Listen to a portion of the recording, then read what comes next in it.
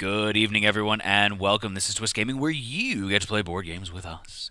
Coming to you live here from Dice Tower Con 2018, bringing you all the awesome board game coverage all weekend long. But first up, who are we? I'm Matt with Twist Gaming. I'm joined here with Vince from Lucky Duck and game designer Sen. How you doing today, guys? Very good. Very good, thanks. First and foremost, how's the convention going for you so far? Convention is awesome. It's my first Dice Tower. I absolutely love it. We will absolutely be back. Dice Tower is such like a nice, relaxed convention It is. compared to like the hecticness that you see at a Gen Absolutely. Con or something like Yeah, that. because I mean, you can play some games, go jump in the pool, come buy some games, go jump in the pool. I haven't had a chance to go in the pool yet, and You I'm could simulcast something, go jump in the pool. maybe stream from the pool. That's what we got to do. That's next level. There we go. That's next year. I'm going to make sure that we have that set up. Or like a floating poolside bar that has cameras and Perfect. stuff. We just have to make sure the games are waterproof. Yeah. We can do that. That sounds fun. This is actually waterproof. See? Yeah, actually, look at that. Just laminated. Done. You planned Easy. you planned ahead. So, speaking of which, what game is this that we have in front of us here, Vince? So I'm going to present you two games. That's for us for this Q2 Q3. The first one is Jetpack Joyride. This game is coming on Kickstarter in 4 days now. Oh, that's right around the corner. It's right around the corner, absolutely. This is a real-time puzzle game, and I don't know. Maybe I can. I'm trying to understand. Oh yeah, let me. You got it? Yeah, Okay. no, it's all good. So the way it works, every player on the table have a set of actually four. I only have three outside, but basically everybody just stole a jetpack and is trying to make it out of a secret lab from which they sold it. The first. And the way it works that there's those custom manufactured pieces we made that basically draw the path of the jetpack. Oh. So basically.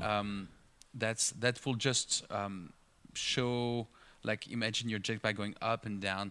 It's real time, so there is a bit of time pressure, but there is no timer. It's only whoever is the first to arrive at the end of the full parkour will actually stop the others. And it's really not it's not a race. Arriving at the end first will not make you necessarily win. It's all about trying to catch as many coins as possible and trying to fulfill the 3 missions that you will get at every round. For example, this one would tell you to I-5 3 scientists. The scientists are this little guy here. They run 10 blocks on foot, so you try to have 10 blocks on foot, etc.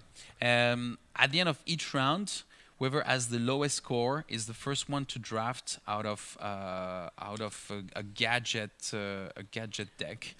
I gotta show off these up close and personal Yeah, here go because that's ahead. Yeah, really awesome. Oh wow, that's pretty cool. Yeah, Flash. So yeah, the idea is it actually those are heavily unbalanced, and the purpose of them being unbalanced is that the first one grabbing them is the one with the lowest score has a true advantage versus the other one. So it's a catch-up mechanic in the completely game. a then. catch-up mechanics. Still, the last one still get a gadget, but it doesn't choose it, and typically it will be not the greatest one. That's Jetpack Joyride. It plays in 20 minutes. We have had really strong feedback on this. It's coming so in 4 days on Kickstarter and probably March 2019 in retail. So Vince, I gotta ask. This game looks really familiar. Was this based off of an app? It is actually. So yeah, that's following what we have set as a mission, which basically is to bring the best PC mobile games to an analog version. Jetpack Joyride actually was downloaded more than 800 million times. It's by Halfbrick, the same people who have made Fruit Ninja, and it's definitely a landmark in the mobile landscape in the U.S. market for sure. So yeah, I was gonna say we had the opportunity to spotlight Fruit Ninja over here at Twist Gaming. So this is kind of taking the same conversion aspect where you're taking kind of the best parts of the game from the mobile game and then transitioning them into an analog board game and then keeping that same feel but giving a new experience to it as well. I strongly believe that the best conversion are the one that that deliver on that promise of continued emotion. I think that when someone buys a board game based on a PC, he projects the emotion he had when he was playing that video game at the time. It's like, oh, I love the way I love that game for the way I was feeling. Obviously, it might not be conscious. So the idea for us and the challenge is to try to find a game design that really convey the same kind of emotional experience than the original IP, especially for such IP. So we have had this IP for a long time, actually, almost a year, but we didn't release it because because we're looking for a long time best adaptation. We got a lot of submissions that were turn-based, and turn-based just simply didn't grasp it. And it's Michał, I don't want to Gołębiowski, sorry, who You actually did better than I would have. I try. We actually brought this prototype. At the time, we were based on Blockus species, and we tried it. We absolutely all fell in love with it, and decided that was it. That was the best conversion to a runner that we could find. So you were saying that there's like kind of a head-to-head element here with this game. So a puzzle element. Is there multiple people going together at the same time? Yes. So actually, everybody, it's a 1 to 4 player, and everybody, there's a stack of those. There's 50 pieces total of this, and it's all around the table. Everybody is around the table, and at the same time, we're all trying to go through our maze. You take one piece at a time. You try it. If it doesn't work, you put it down, take another one, etc., etc., up until actually one person makes it to the end and everybody else stops. Gotcha. So that's what you meant by it's kind of a race mechanism, because you're trying to collect the most coins, but you're sharing the same pool, so you got to work fast That's and right. make sure That's you don't right. get those But- taken away but from actually, you. I want to to lower the idea of that it's a race, actually, because even though there is a real-time component to it, a lot of people who don't like real-time actually enjoy this game, because if everybody take their times, you can actually have a relaxing, non-downtime-y puzzle game where everybody is trying to find the best pass to try to maximize their score, and not necessarily without feeling the pressure. So it's an interesting balance. All I right, quite very like cool. the game. Yeah. Yeah. Well, you know, because I pitched absolutely. another version, Yeah, and I know. when our pitch didn't make it, it's like, well, I wonder what other people are going to do. And so I was really interested in seeing what came from this one, and I was amazed because it is really fun. In 20 minutes, Yeah. you get a great puzzle feel. You can race, but oftentimes the person who makes it to the end first doesn't get enough coins to score well, or did it by running through a few obstacles in the way, and that lowers your score. Absolutely. And so we played it yesterday, me and 2 or 3 other people, and we just had a blast just making the paths, and it really does a good job of emulating the idea of going through the maze in Jetpack Joyride, which is a real-time thing Right. where you never can go backwards. But in this one, you can actually go backwards Yeah, a you little can. bit. Yeah, there are some bending that happen in this analog version, so that it's a good board game. Yeah, so it's taking it and making it more unique Yes, too. So it's yes. providing a slightly Absolutely. different experience Yeah, there. yeah. The feeling is similar, but the mechanics are very different from how Jetpack Joyride works on the app version. So Exactly. I was super happy when I played it. Yeah. It was awesome. Thank you, sir. Appreciate it. So Vince is coming out in Kickstarter in 4 days. What price point are we looking at here? So it's a $25 game. Oh, nice. We will have, so $25 is the price this game should be at in retail. We are on Kickstarter. We have a deluxe version, which was the game we wanted to make, with more stuff inside. So we have a $39 version with 3 more expansions, notably the vehicles, which is another landmark of the mobile game, but just couldn't make it for a $25 price tag. So we will have this deluxe edition in the Kickstarter, which will not be in retail. 25 and 39. Kickstarter exclusive. No, it's not exclusive. It's just not in retail, so it will still be in our shop. Okay. We try to stay away from too much of exclusivity. I gotcha. But it's definitely a print that will be done once and will not be done after, because it will be for a limited time only, basically. Gotcha. So get it right away. Yeah. All right, but that's not the only game, actually. And if Sen is with me today, is because we have been working with Sen and Jesse for over a year now, I think. Yeah. And I let you take the mic. Sure. So Jesse Wright and myself, Jesse Wright and I made the Cora game, the Pro Bending Arena. Correct. And so for some reason, I guess we make 2v2 games very well. Or sorry, 1v1. And this is going to be 1 versus everybody. So this is more like a 2 to 4 player game. It's based on Mutants Genetic Gladiators, which is another app that Vince got the rights for to make into a board game. And so in this game, we have a bunch of cards in our hand, like these cards here, boom, boom, boom. And Yeah, if you want me to show off any sure, up you can close show and some off personal over there.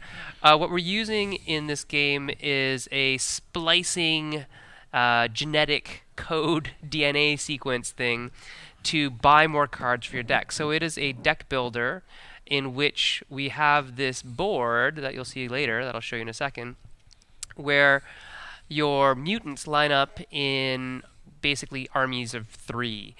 So in the original app, it was always 3 versus 3. So we decided let's keep that kind of as a hook.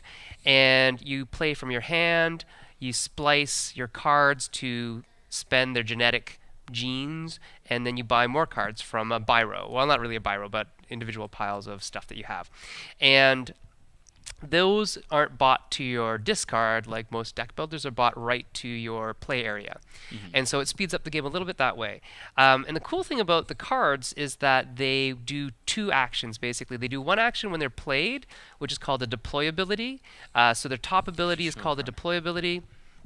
And that is Rakshaka, who is a tiger beast thing. And when he's played, he then gets the ability to attack people. That's that sword icon. So card goes down, sword icon gets played. Each opponent knocks down their active mutant, which means their mutant in the center square of their board will then get flipped over. So the reason why flipping them over is important is because they also have leave abilities. So you see Rakshaka there. In the bottom card, the bottom of the card, it says discard a card, then gain a mutant matching one of the genes to your hand.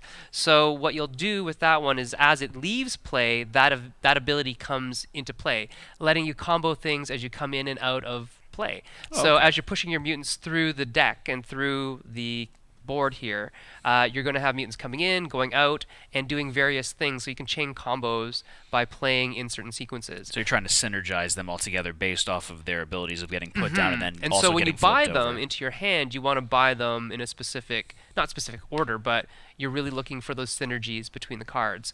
And what happens when you attack somebody and flip them over is that when they leave, they don't do anything. So they're dead space. So it is very pokey, very pokey that way. And there's 2 ways to win. Well, not 2 ways to win. It's always points in the end. But we have a board here. If you want to just take that over there, you can look at that board. So Maybe yeah, we can put it put here. it Sure, right we can put there. the board in the middle. So the board in the middle is our arena. And what's happening in the arena is that here we see each round, the person who wins in the arena by the end of the round is going to get the number of points in red. The person who's in second place will get the black number, and then everybody else gets nothing. But if you can basically force your opponents down into this red area of the power track down here, while you're at the top pinnacle point of the power track, you're going to get both the red and the black. Oh. That's crushing your opponents. You've dominated them by so much that you can crush them. And so what happens down here is that you all start at this spot here, and and as you go up, you're going to peak out at your power level here, and then if you keep on peaking, everybody else gets knocked down. And if at the beginning of your turn, all the other opponents, or at least just one other opponent is in the red zone, then you've crushed your competition, right? And you get all the good stuff. And so that's one way to score. You'll score around the track. At the end of the game, what you also have on the board here is this freeze zone, and we might be changing that to like, I don't know, a cryo freeze chamber or something cooler sounding than that. Definitely. Because freeze zone, I don't know. So if anybody out there has any good explanations or words to use for freeze zone, let us know. When you have moved a monster out, boom, a mutant goes there, and they leave and they do their thing, so that would get you +2 power when it leaves. You put it in your discard pile. When you have to recycle your deck to get more cards into your hand, you have the option to put one face down in the, well, it doesn't have to be face down, but whatever, in the freeze zone. When it goes in the freeze zone, it's then going to be worth the number of points that are printed on the card in the red corner there. So this one is a 4-point card, which is a big deal. That means it also must be very powerful in play. So you have to make a decision when you cull your deck. Are you going to score points, or are you going to leave it in your deck so that you can score points on the big old power track in the arena? And so there's that. One thing I always do when I look at games and designing games is I look for the pivot point. It's the decision point in your head of, okay, when am I going to go for the win? How am I going to change my strategy? And how soon do I have to do that in order to maximize the number of points I score on both sides, right? So there's that nice little push-pull between, am I going to archive things and put them in the freeze zone to score points, or am I going to use those really powerful cards in my deck?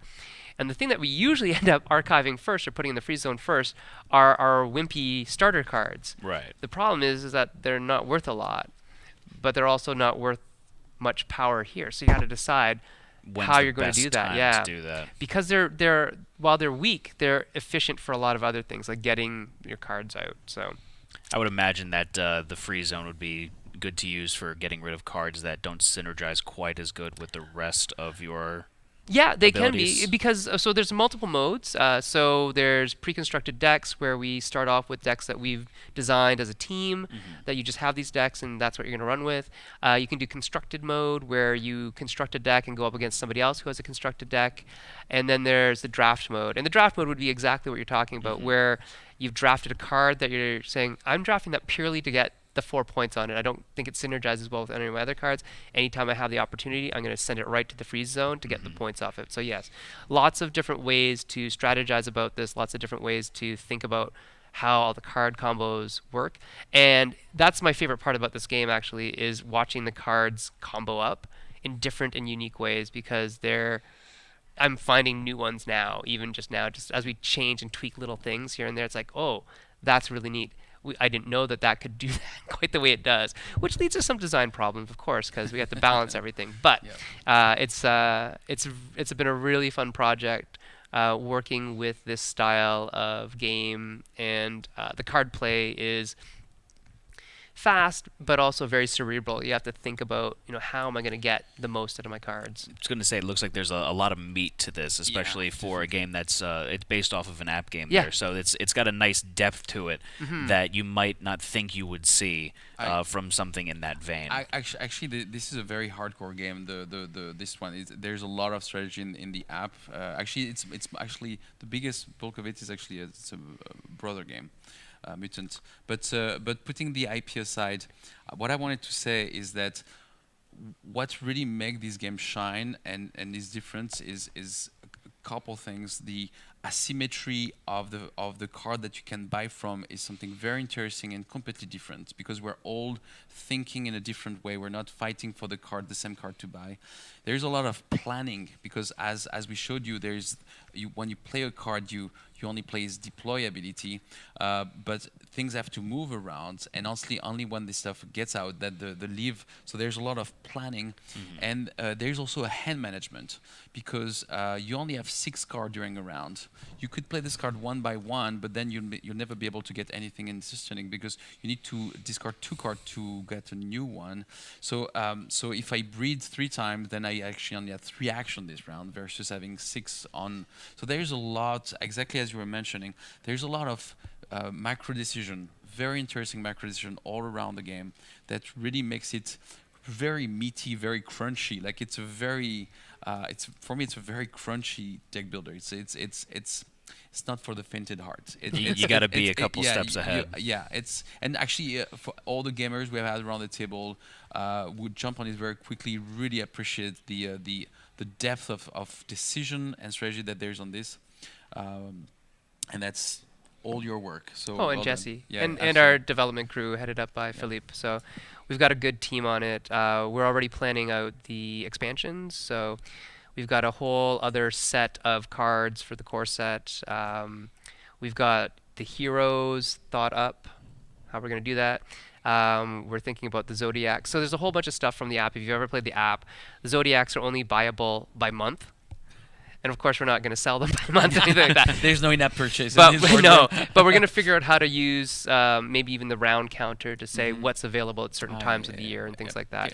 Okay, we're working on so each team in the story, in the lore of the app of Mutants is called a Psi Captain, and you'll notice that there's no Psi Captain. You're the Psi Captain, and we're going to actually have asymmetrical powers based on who you are.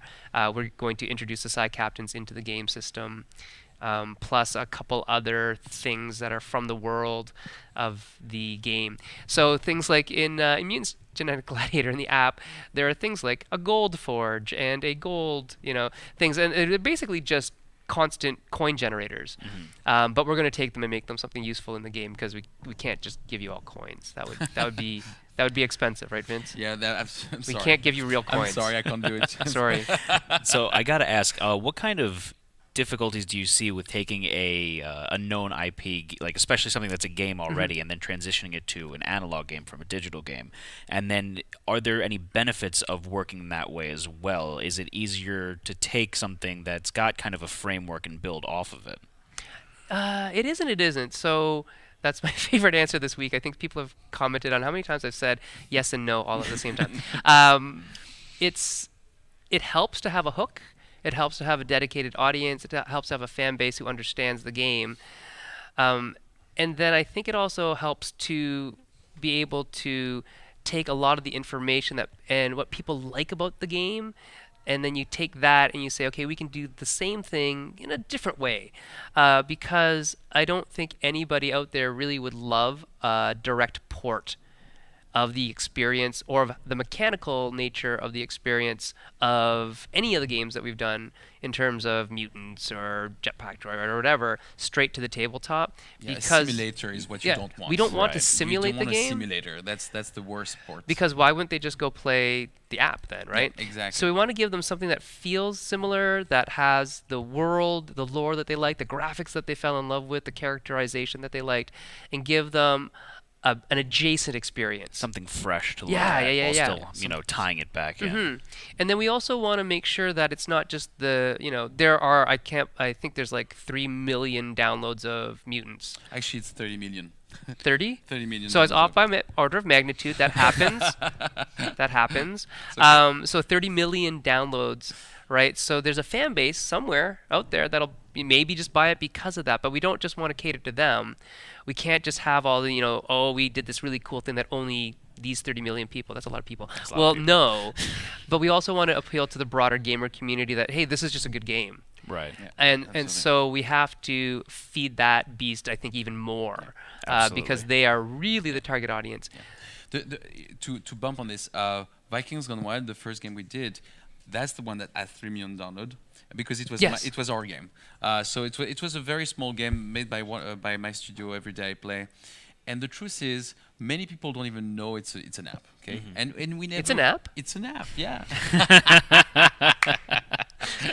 and so that's the point, that's the thing, that the board game itself should be completely self-relevant, and you don't need to know that there is an app around. If you do, then you can connect it, but obviously it should not. I would literally segregate the people who don't know that IP for and prevent them to play the game if they don't know the IP. So I don't know if I'm clear. I'm French, remember. Yeah, no, it's okay. Hello, But- my name is Vince. Yeah, my name is Vincent. Nice to meet you. It's a pleasure to be here. I will finish this sentence another day, I guess. No, I totally get you. I think that's exactly what we try to do and why we work well together is because we see eye to eye on that. That we don't want to simulate the game. We want to advance the form and see if we can do something different that people on both sides of the fence, whether they know the app or not, will enjoy. That's the most important thing, is a good game at the end, right? Not that we simulated that specific thing. Absolutely. So I got to ask, most important question: when are we going to see Mutants: Genetic Gladiators? Fair question. We're looking at September, October for Kickstarter right now. We're still balancing cards, and when we're still balancing card, we cannot print a prototype to send to reviewers, but we're that close. I mean, this game has been in development for a long time now, and there's been an insane amount of playtests.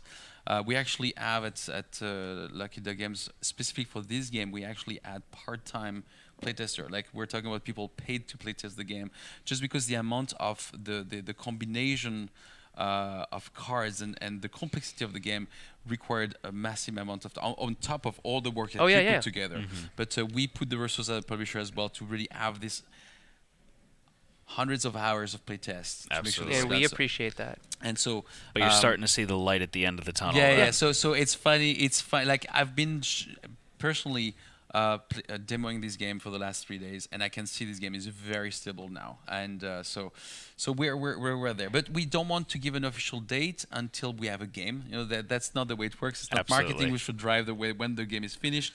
So I'm hoping that it's around September, October. But we'll see when this lands. Yeah. We should, I should tell you about all those changes that Philippe and I just talked about. I think it's right.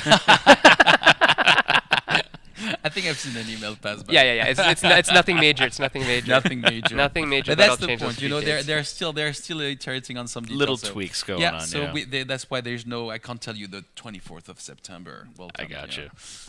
Well, Vince, thank you so much for coming by. Sen, thank you too for Thank showing you off so these much for games having here us. today. And thank all of you for watching at home. Stay tuned for some more coverage all throughout the weekend here at Dice Tower Con 2018. But signing off for now, I'm Matt with Twist Gaming. Good night, everyone.